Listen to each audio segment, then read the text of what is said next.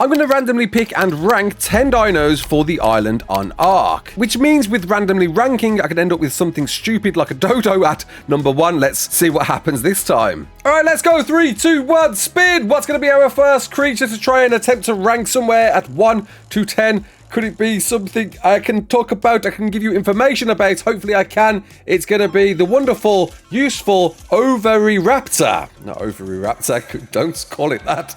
Oviraptor. Because this thing, it's an egg stealer, right? It steals lots of eggs, though it is a bit of a pain to tame initially. You're going to need to get some big giant eggs if you want to attempt to tame this pretty easy from the off, but it's an absolute necessity for most tribes today, with a very cool hidden feature that arrived with the Ascended version of ARK when we got that version of the island. But again, yes, this is a bit of a pain to tame off the bat. Found roaming the beaches, it's pretty easy to run into one and it's a simple knockout tame, but you're going to need to feed it eggs if you want to tame one, and well, the bigger the egg, the easier it is going to be to tame, meaning you really want something like Bronto eggs, Rex eggs, Wyvern eggs, anything big, juicy eggs are the ones you're going to want if you're going to attempt to tame this. But once tamed, this is now a godsend for your tribe, being able to place in any position. The higher the level, the higher the range of it able to collect any eggs dropped by any creatures. That means fertilized or non-fertilized, and of course with fertilized eggs decaying, this is a great way to ensure they don't decay when dropped and are instantly automatically claimed by this creature. That alone makes this a well-worthy creature to tame for your tribe. Don't forget, this is a handy way to obtain wyvern eggs and drake eggs without any of those getting aggroed on you like they usually do. If you've got one of these alongside you, it can instantly pick up eggs without you worrying about anything gunning for you, which makes this an absolutely difficult choice because this is a very much utility dino, not anything you're going to use to fight, travel, do anything else above staying in your base and collecting your eggs. But it's a creature you definitely want to tame. I would rank this pretty highly, to be honest. I don't know if I can go for number 1. There's got to be something we're going to get later on that's going to be better than that, surely. But I really want to rank this super high. I think this is something you have to go out and tame. You have to have this in your tribe. And for that, I know this is really high, but I value this perhaps more than most creatures, and I'm going to put it at number 3. Woo!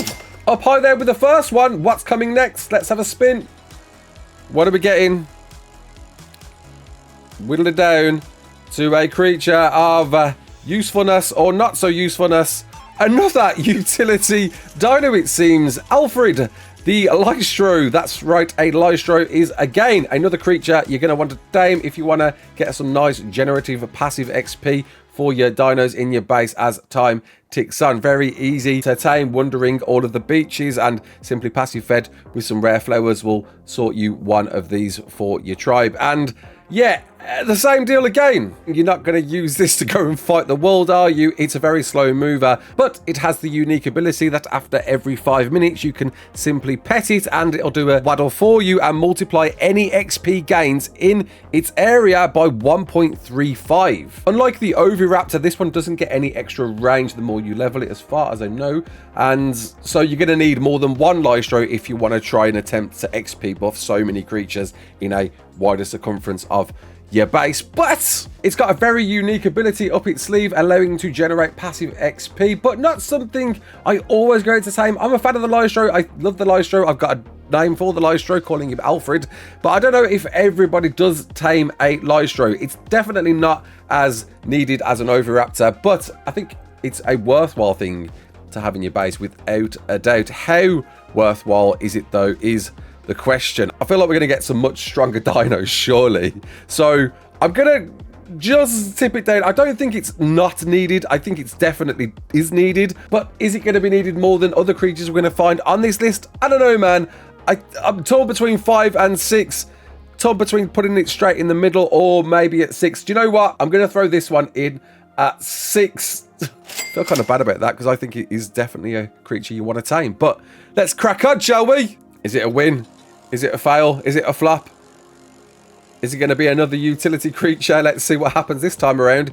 It's certainly not. It's a Sarco. A fantastic choice. One you may want to choose if you want to have your first venture in the sea, because this is a land to sea creature. Once upon a time, a bit of a waste, but got some TLC later on in ARK's life cycle and is a pretty powerful mount. a bit of a jack of all with some decent melee, some high health, good weight and stamina and mobility, with, of course, traveling on land not too great, but in the water, pretty fast indeed. Not forgetting it does have a death roll grab against humans and smaller creatures. Its only letdown really is its DPS isn't that high, so you're not really going to be pushing these to be your boss creatures, but definitely as a early to mid game creature, you're going to probably want to tame one of these, especially as a quick way to getting into the water. And as a result of it being so accessible early on and it giving you the access underwater and it being, you know, it's a pretty decent all-round tame, though not definitely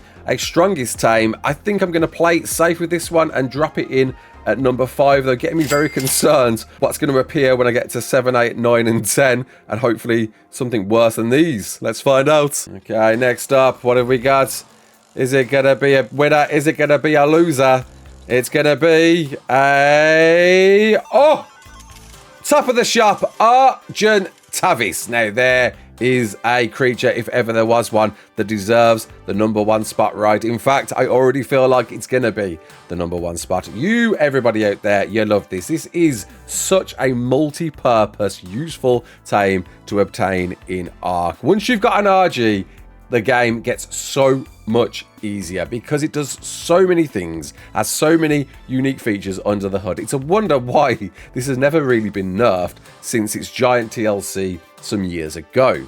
Being already a pretty strong mount with some decent melee, some high health, not forgetting its rapid regen buff whenever it kills any corpses, it can pick up a wide range of creatures all the way up to an Anki, which you'll find to be probably your way to farm metal, and not forgetting it can pick up a third creature in its mouth as well, and any creature within its mouth it's not going to drop if it loses stamina, with an alarming amount of weight reductions from black pearls to crystal, metal, ingots, obsidian, poly and stone, and of course its saddle doubling up as a smithy, allowing you to craft anything you would in a normal smithy. This is an undeniable, absolute must-have creature in ARK, and I promise you, again, once you found one and tamed one, you'll find the game so much easier because of it simply being able to kill most things and pick up a lot of things for you to move wherever you want and tame them there. And of course, being a strong mount, you can actually use these to fight a lot of high health creatures. In fact, can just about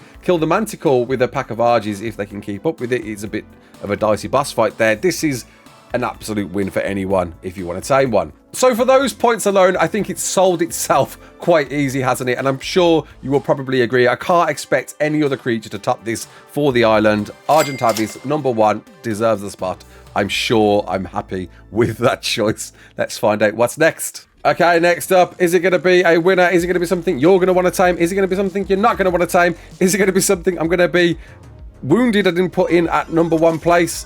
It's a Megatherium. Hey, it's almost up there, but not quite up there. It's pretty close to a number 1 spot without a doubt. A Megatherium is a great, fantastic creature and pretty easy one to tame as long as you're able to knock one out. All you got to do is get honey, and there you go, job done. You've got yourself a big dirty sloth, and this is a great, fantastic choice for at least chitin farming without a doubt. If you need chitin in your life, this is what it's all about. But of course, not the strongest creature in the game. Definitely, perhaps not a boss-worthy mount against some of the stronger bosses. But Broodmother, if you don't know, this is the choice, the perfect choice to fight Broodmother with. With any bug or insect killed, so that's a Meganora, Giant Bee, Titanomera, or Mantis, or Aranio, Arthro, Scorpion, or Trilobite, you're going to get something called an insect killer buff, increasing the Megatherium's damage by up to 250% to any target for 120 seconds, which already is an insane multiplier,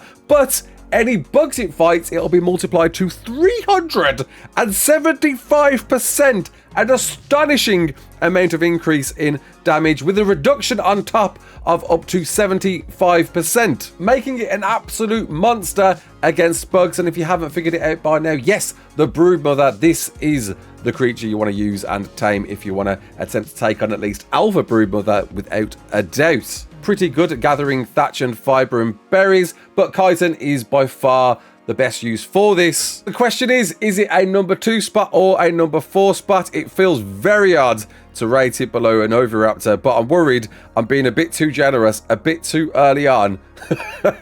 But it's a boss killer. It's a great boss killer. It's a definitely worthy choice for your base. Let's see. Oh, do you know what? I'm going to put it in at number 4. Oh my God. I'm worried I'm going to get something better, and I'm worried I'm going to lose that second place to something like a Rex or something like that. We could get an even better creature on this wheel. Ah, damn it. Do you know what? I am going to put it in at 4th place because it's not a creature you need.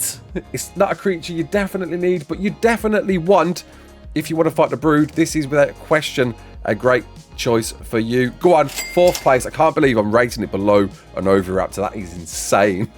And it is the worst creature on ARK.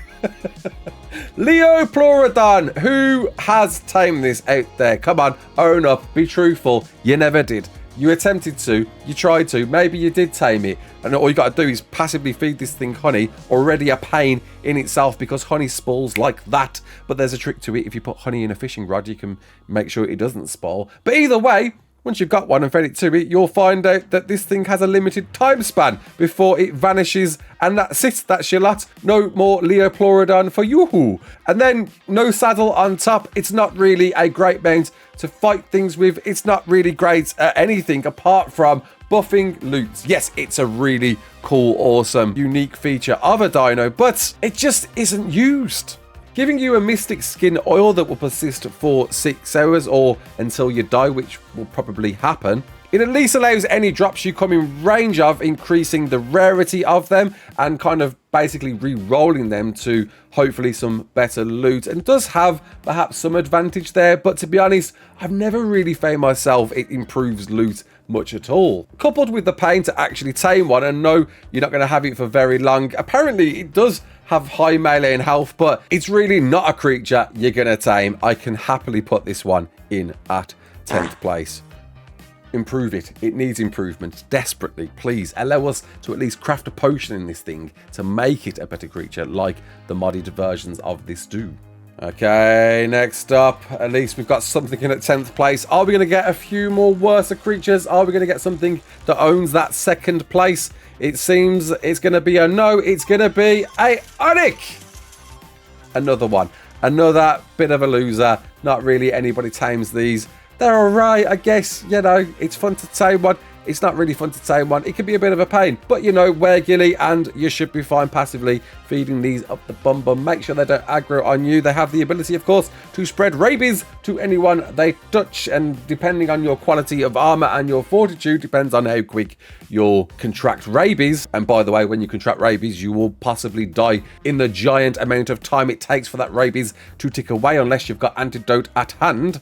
But again, not nobody tames these. Yes, they can land now, which is really cool to see. Before they couldn't, which made them an absolute mess to try and storm somewhere. I mean, maybe, yeah, in a group of them, in a swarm of them, they could do some good, serious damage. But then again, that could be said for most ARK dinos, right? So we can't value on it being a great thing in a bucket load of them being forced out on anyone. But the fact is, you don't tame it. You don't tame it. I know you don't tame it. I don't tame it. I only had to tame it once because I was forced to tame the thing. No. Number 9, a very easy place to pick for that one. TLC again. Allow us to ride it. I think at the very least, I know the Desmodus is the thing, but if we was able to ride an Onyc, maybe that would be put to some use. But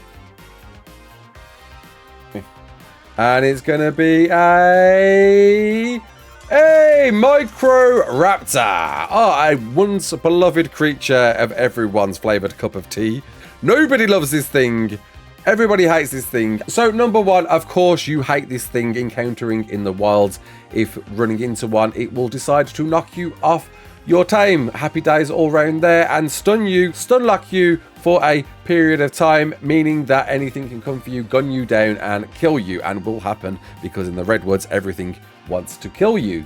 But with the same abilities it produces as a wild, you could reenact as a tamed version of it, easily tamed with rare flowers, slapping it on your shoulder, and now you've got a bodyguard that can do the same to any players you encounter. Certainly not the go-to shoulder pet choice. There's better ones out there for you to tame, but it does have the ability of being a shoulder pet and therefore being a backpack and offering you a 50% reduction on anything you put in its inventory. And with a pretty decent weight stat, at least for a shoulder pet, it's one that perhaps you might want to pump that weight up into and use it simply for that alone. There's some debate over whether wearing one of these on your shoulders is going to stop you being microraptored by other microraptors, by wild microraptors, and simply testing it, you may find out, no, that's not the case. I heard you was able to do this once upon a time. Maybe that changed over time, but as far as I'm aware, you're not going to be able to use one of these to prevent yourself from being microraptored, so don't get your hopes up there. And with your hopes not being perhaps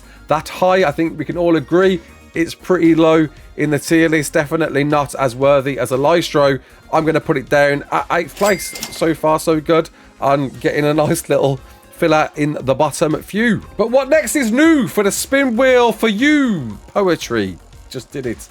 Let's move on from that. Let's pick a creature. What are we picking? It looks like it's going to be... oh, it's a Carcharodontosaurus. Hey ho, a quite late addition to ARK, at least the ASE version of ARK, and moved over into the ASA version of ARK. In terms of the island, anyway, in island spawns, this was very late to the island, sharing its spawns with the Giga, and therefore meaning it's going to be quite a rare creature to encounter at some of the mountainous spawn locations over the map, and quite a unique thing to tame. You're going to need to feed this thing dead dinos, being able to carry their bodies to the Carcharodontosaurus. That means you're going to need the drag weight that matches the drag weight of that creature, or in fact going to be needed to be above the drag weight of that creature, and therefore you're going to want to go and make sure you get baby dinos to feed this with good, strong, end game drag weight worthy creatures such as Rexes, Brontos, and Diplos. Find those babies. You can find them out in the wild now, because that's the thing, baby dinos are out in the wild. Use those to tame yourself, to drag towards a Carcharodontosaurus, allow it to sniff it, walk over, eat it, and hopefully, hey presto, you've got a round 2 now with the Carcha, where you got to jump on its back and now eat as much as you can, kill as much as you can, until that taming bar goes all the way up to the tippity top, allowing you to own a Carcharodontosaurus. But you've got your work cut out for you if you want it to be a good Carcha, because unlike the Giga, this thing needs to essentially kill as much as it possibly can to be a much stronger version of its base version, offering a shredded attack that's a bit like the Giga, but instead reduces healing at the victim it's having a pop at. But on every creature killed, going to give the Carcha a killing frenzy buff, increasing its movement speed dramatically, bleeding blood from its mouth, and being immune to stuns. This thing is definitely a monster as it increases, with blood rage on top with every fatal blow, boosting its healing rate and melee damage by 1.75% per stack. So stacked up boosts that melee all the way up to 175 increased damage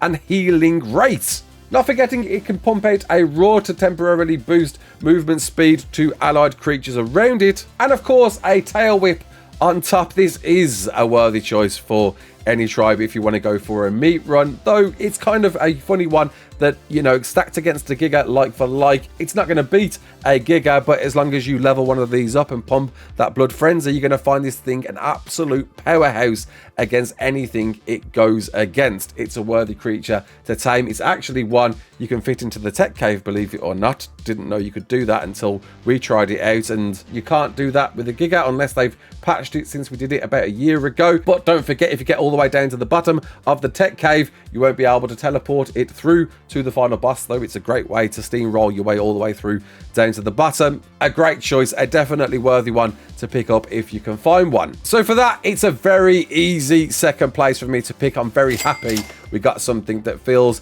not as perhaps definitely needed than an RG, but a worthy creature you're going to want to tame, especially if you're looking towards Tech Cave later on. Which leaves us one more creature, and it's a hopefully middle of the field creature. Please, fingers crossed it's going to land up being one, and it is a Rex.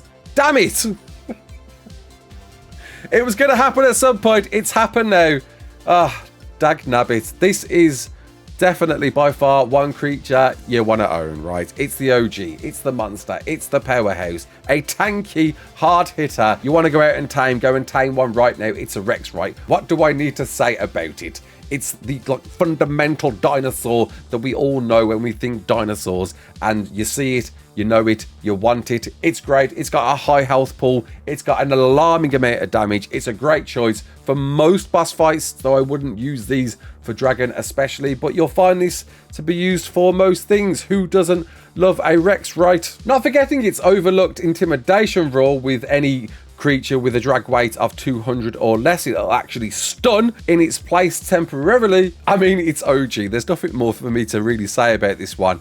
It's an all-rounder. It's great for everything. It's great for killing, harvesting. It's great for bosses. It's great for fighting. It's great for tanking. Slap a tech saddle on it as well. And don't forget, you can shoot things at range as well with this thing. It's the Rex. Damn it.